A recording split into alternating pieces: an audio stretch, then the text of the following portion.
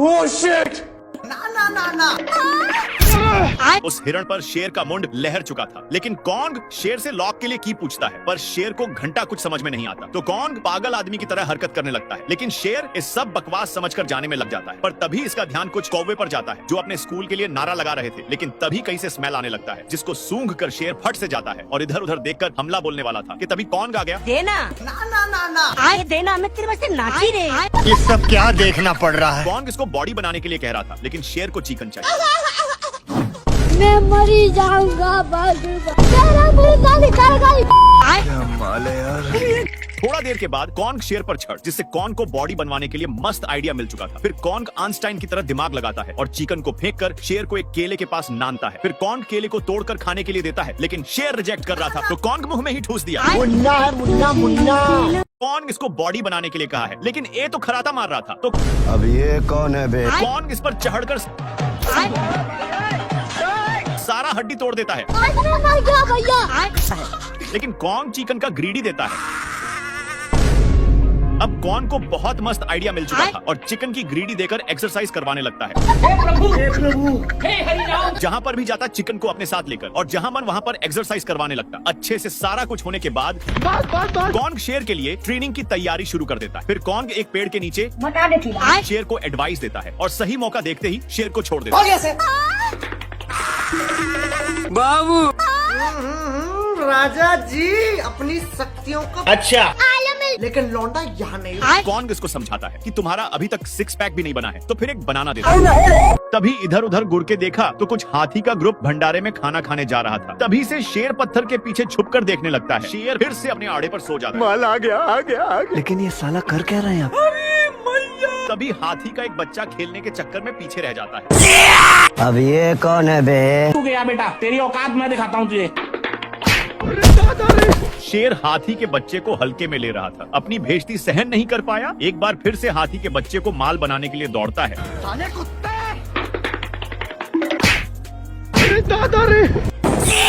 हाथी का बच्चा शेर को पत्थरों के बीच फंसाकर जाने लगता है। तभी शेर का ध्यान दो कौवा पर जाता है, जो कल वाले मैच फुटबॉल की तैयारी कर रहे थे। अब आए ना लाइन पे? नहीं खत्म। हाथी का बच्चा अपनी माँ ना मिलने पर मायूस होकर बैठ जाता है, लेकिन शेर कहाँ सुधरने वाला है, फिर आ जाता है। साले को बम से उड़ा दूंगा, एक बार हाथ में आ जाए तो।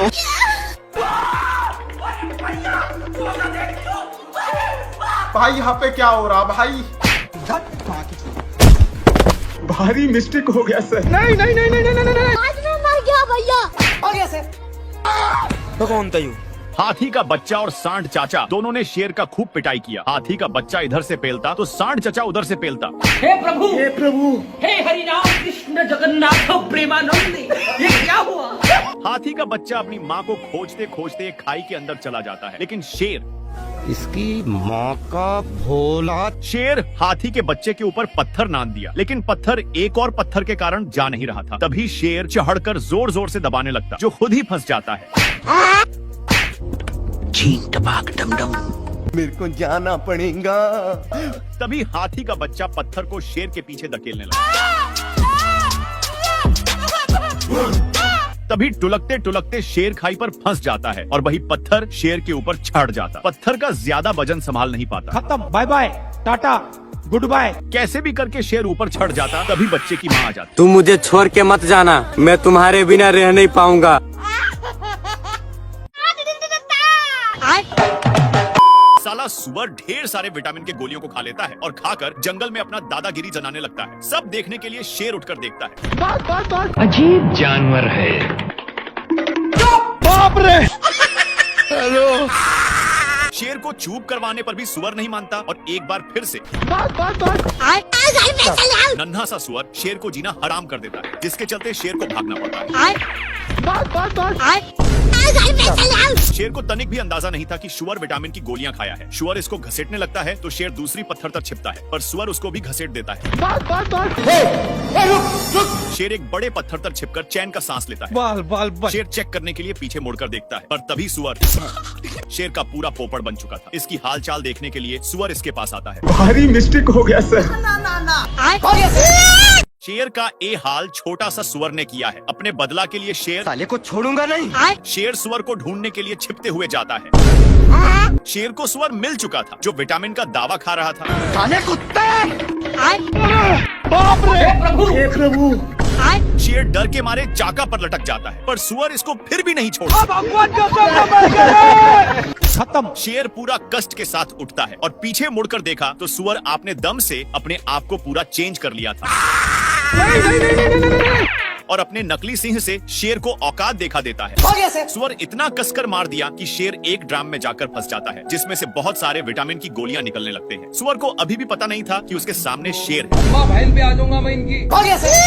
और बेचारा शेर को जिंदगी भर इसी में रहना पड़ेगा। ये भगवान। सुअर अपने माल से बहुत सारे कीड़े पटा लिया है, इसलिए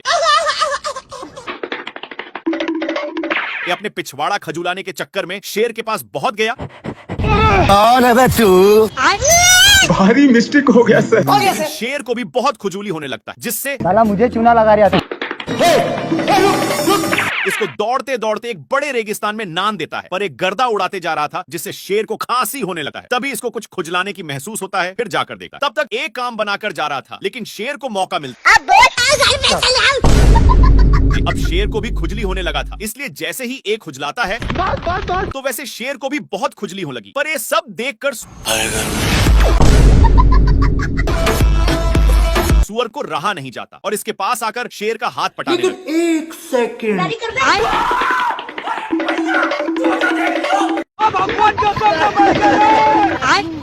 हरामी सुअर अपनी सारी ढीले को शेर में चरने के लिए छोड़ दिया था, इसीलिए शेर इसको मजा चखाने के लिए बहुत दौड़ाता है, लेकिन फिर भी सुअर बाल बाल बच जाता है। इसके चलते सांड का नींद डिस्टर्ब हो रहा था, लेकिन इन सालों को फिर खुजली होने लगी, इसलिए इन लोग इसी खुटा में काम बनाने लगते हैं। इनमें से सारे ढीले इसमें आ चुके थे।